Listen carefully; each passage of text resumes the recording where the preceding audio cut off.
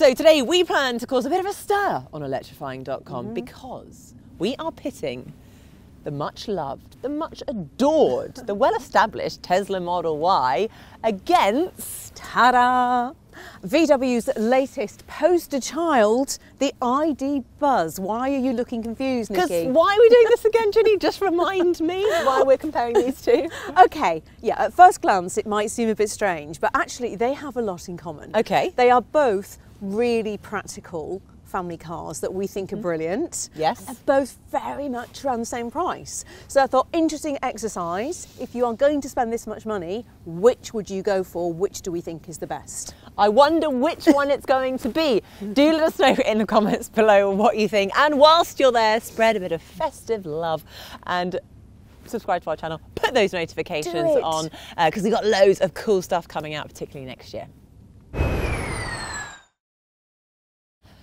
Okay, let's start off with the basics. So what have we got? This is the Tesla Model Y long range. It has a dual motor and all-wheel drive. It has the 75 kilowatt hour battery, and that means it has an official WLTP range of 331 miles. Not too shabby. And the price, well, it starts at just under £58,000. So this is the short wheelbase VW ID Buzz, 77 kilowatt hour Pro, and it's in the style trim. Now, as the name suggests, it has a slightly larger battery than the Y, 77 kilowatt hours, in case you hadn't figured that one out. Unlike the Y, this has only got one motor. It's rear wheel drive, 5 seats, and it comes in slightly more at £62,000. The Model Y is basically a swollen Tesla Model 3 that offers a chunk more practicality while not being a £100,000 Model X. And the ID Buzz, despite the hype, is actually a van with windows and probably more accurately described as an MPV. But what they both are is desirable, practical, pure electric family cars. As I said, for pretty much the same money. And we've just got to work out which one we'd spend our cash on. Right, I'm going to kick things off with the obvious, how they look. Okay. And I'm going to really put my hand up here and say I am a VW fangirl, in particular a VW van, a combi van fangirl. So I just love the way it looks. I mean, it's got everything about the original there in it somehow, but it's modern and it's got the happy face, and I love the two-tone paint, and I like it a lot. No, I think you are right. They have actually done a really good job of just making it look so fresh. I think it's got a really uncluttered style about it, and I like all the quirky details. So overall, it does look great, and it does have this feeling of friendliness about it, although it kind of reminds me of a boxy ice cream van, but I like ice cream, so maybe that's a win. Right, onto the Tesla, which is... Yeah, onto the Y. Now, I think this has got a kind of futuristic freshness to it. Yeah, we've seen Teslas around now, but it looks good, it's clean, it's still got that futuristic edge to it. Futuristic edge? Yes. It's just a bit boring though. We're just used to seeing them around, and okay, so the palette is maybe a little bit limited, but other than that, I mean, perhaps it's like a beefed up Model 3, which isn't ideal, but it's clean, it's fresh, I like it. It's boring. I mean, Nikki, basically what you're saying is that there are loads of them on the road, that they all look a bit the same and they don't really come in many colours. And that's just another way of saying, it's a bit boring. I think it's familiarity is the word you're looking for. Comfortingly familiar. Boring. Ta-da! Let's take a look around. I mean, I think the first time we saw the inside of any of the Teslas, it was a really intimidating place to be. No physical buttons. It was like, how am I going to control everything that I want to do from the display here? But now we're quite used to it. It's kind of like the automotive version of having an iPhone. We are used to using the display screen to control everything. Although it did take me quite a while to get my head around not being able to move my wing mirrors with a physical button. But I'm over that now. I know how to do it. So I think ultimately this still has that futuristic feel, but not too innovative, not too out there. We're used to it now. And I love this kind of Scandinavian look. You've got this flash, this wood panel that flashes all the way around the front dash. It's got a really nice, fresh feel to it. Overall, this is still a really nice place to be. And if you think about it, although the Tesla Model 3 was way ahead of its time, which was basically the same interior as this, I think this is almost turning into a bit of a classic.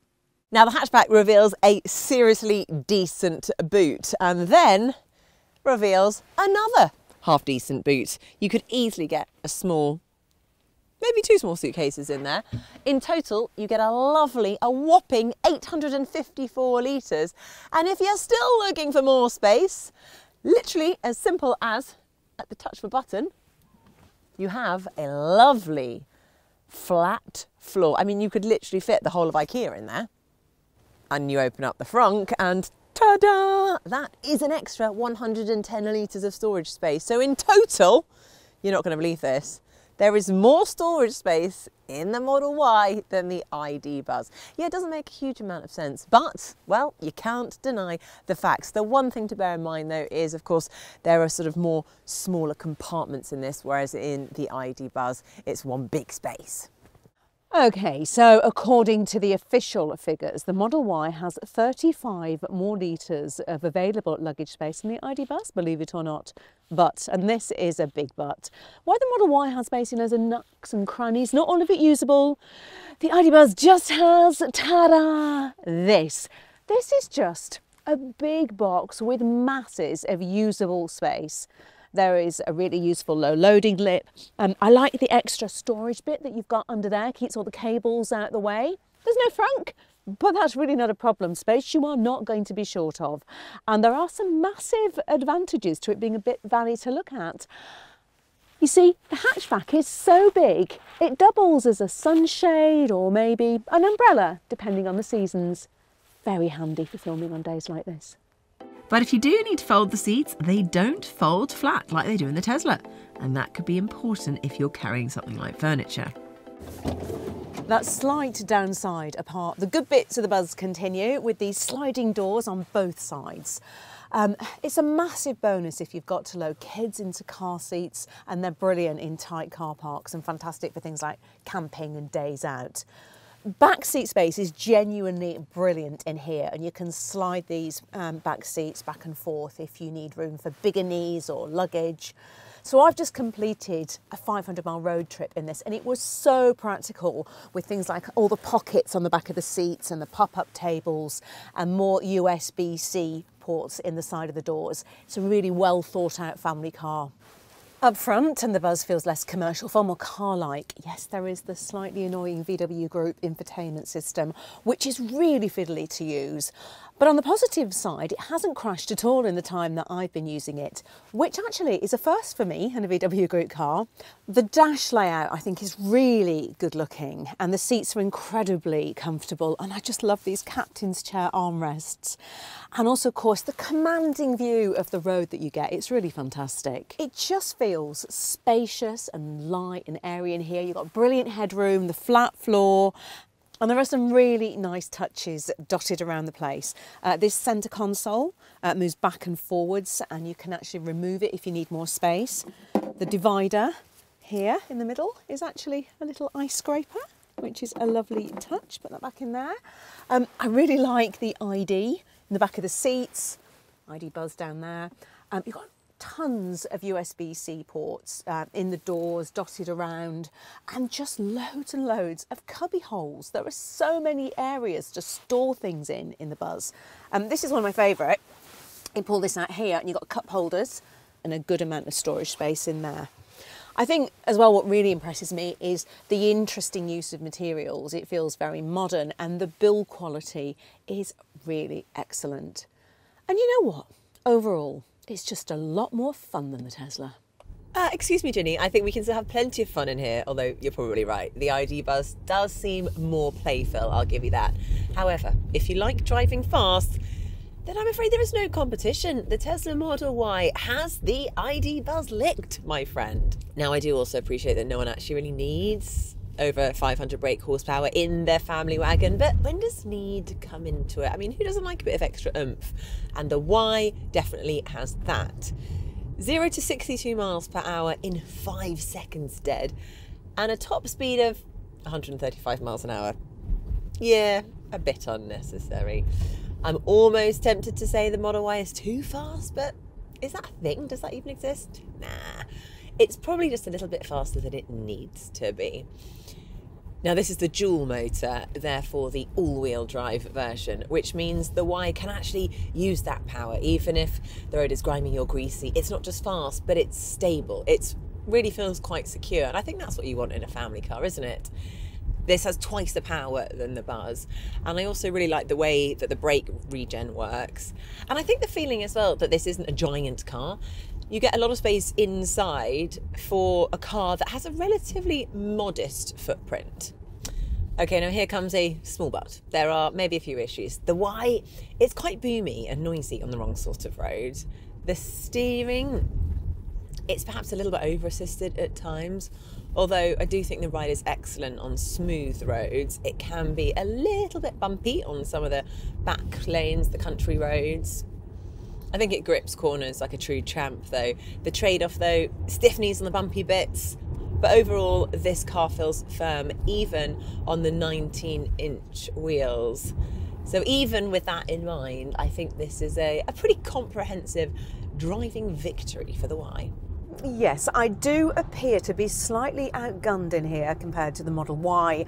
The Buzz only has one motor driving the rear wheels, and it's only got 201 brake horsepower versus the Y's 505. It's also getting on for around half a tonne heavier. Now, unsurprisingly, that means that the Buzz isn't getting anywhere near the Y in a drag race.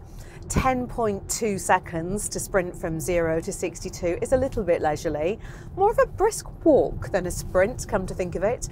And the top speed is slightly lower at 90 miles per hour. But I'm going to caveat all that by saying that for such a big beast, it does have more punch than you'd expect. It feels quite nippy actually when you're overtaking. Where the Buzz does, however, leave the Y behind, in my opinion, is on the ride. It's so much more comfortable in here than in the Y, particularly when you get some load on it. Honestly, it's so serene in here.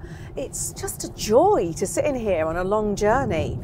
As for the handling, well, as you can imagine, it's sedate rather than sporty, and there's nothing wrong with that. Who needs to race around in a car that is inevitably going to be filled with, you know, children and bikes and all the other stuff you carry around with you? And don't get any ideas that the fact that Buzz is rear-wheel drive means that that comes with an extra dose of fun. Nope, the traction control reins in any slip really quickly, so it just gets on with it. There's decent regeneration when you flick the controller into B mode, really nice steering, and of course that lovely commanding view of the road. And let me just mention, Nicki Shields, the turning circle, 11 metres. Amazing, isn't it? And it makes manoeuvring and parking the Buzz pretty effortless and so much easier than you would think given its size. Well, I'm going to pour more Tesla-flavoured cold water on your parade, Jenny, mainly because if you want fit for purpose, Tesla's electric game remains a winner. Even though the Model Y has a smaller battery than the ID Buzz at 75 kilowatt hours, it actually gets 76 more miles of WLTP range at an official 331. Now that is a lot. Some of it is down to it being lighter and more aerodynamic, and just a bit better. It's way more efficient. According to the official figures, you're getting almost an entire mile more range from every kilowatt hour of energy you put in the Tesla compared to the VW. That's a whole heap, and means it will be much cheaper to run as well as more comfortable.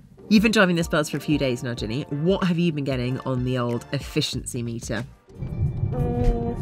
Not a lot, if I'm honest. 2.4 miles per kilowatt hour, but it's very cold. Eesh, this Model Y has been doing 4.4. When this Tesla's battery is 60% full, it will go further than the Buzz when it's 100% charged. And it doesn't stop there. The Model Y features 11 kilowatt AC charging, which is okay, but 250 kilowatt DC. That will give you 10 to 80% in 27 minutes for 185 miles of range on a big enough charger. Oh, and its flat to full on a home wall box is 12 hours dead. Plus, there's the Supercharger network, always a benefit for any Tesla. The good news just keeps on coming. Okay, you've gone all technical on me, but I agree. 255 miles of WLTP range in the Buzz, which you are very unlikely to achieve in the real world from a 77 kilowatt hour battery, is modest. And you know, to be honest, we should all be hoping now for cars that will manage more like 4 miles per kilowatt hour. So the ID Buzz is basically pretty disappointing when it comes to efficiency, probably because of the squared off front and that porky weight of over 2.5 tonnes. And that's really without anything on board. Over my recent 500-mile round trip, which I will reinforce was done in really cold weather and mainly on motorways, I was only getting around 170 miles out of a full charge. So when it comes to charging, there's 11 kilowatt AC charging, like in the Tesla, and 170 kilowatt DC charging. But half an hour on a big charger means you're only looking at adding around 140 miles, which is some 50 miles less than the Tesla in the same time. What really strikes me after having spent a fair bit of time in this now is just what a nice, relaxing, comfortable place this is to be. And the other thing is the reaction you get from other road users. People do wave and give you thumbs up, and they're all very happy to see you, to the point where actually it almost becomes a bit of a pain because everyone wants to come up and talk about it. I know that that's probably because it's all very new and, you know, there aren't many on the roads at the moment, and it is a really striking looking thing. I'm sure will wear off over time. But I'm not sure that that feeling of just, taking a breath and, you know, being relaxed behind the wheel is going to wear off. And that, for me, is something that is a real win about the ID Buzz.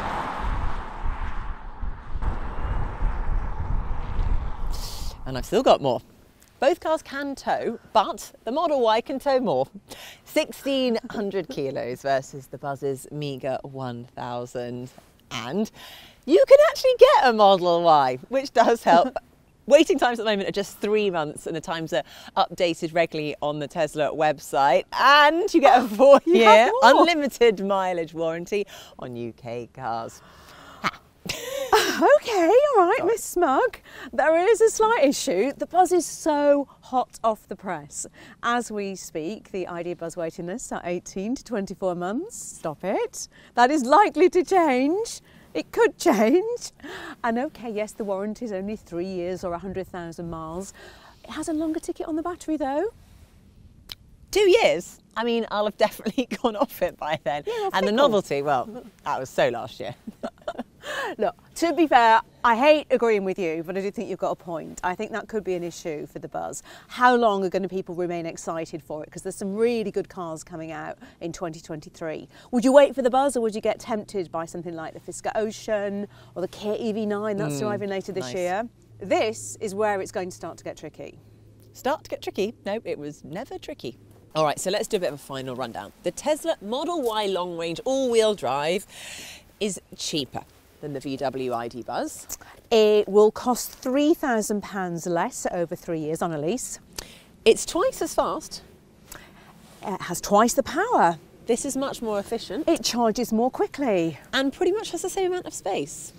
And you can get one in a reasonable amount of time. So at this point, you'd think that we would both go for the Tesla, because clearly that makes all the sense. But I've just got this funny feeling. She's got a twinkle in her eye. Ginny? You know me so well, Nicki Shields, don't you? I know it sounds insane, doesn't it? And it makes no sense whatsoever. But in a heart over head decision, I'd go with the Buzz every time. And why exactly? Just what one reason?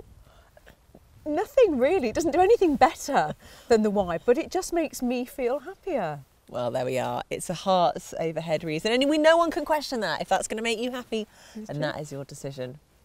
And it will make people happy as they walk past, smile, and then not buy it. By the Y. Yeah, exactly. Look, choosing cars isn't always about how things stack up on paper, is it? Sometimes you just have a lovely feel for one, and that is what the ID Buzz gives me, definitely. So. Well, there we go. Good luck, Ginny, with that decision, and do let us know in the comments below. Would you follow your heart? And if you do follow your heart, which way would it go? And if you want to know anything else about the Tesla Model Y, the VW ID bus, or any other electric car, head over to electrifying.com. And as always, don't forget to subscribe to the channel and switch those notifications on.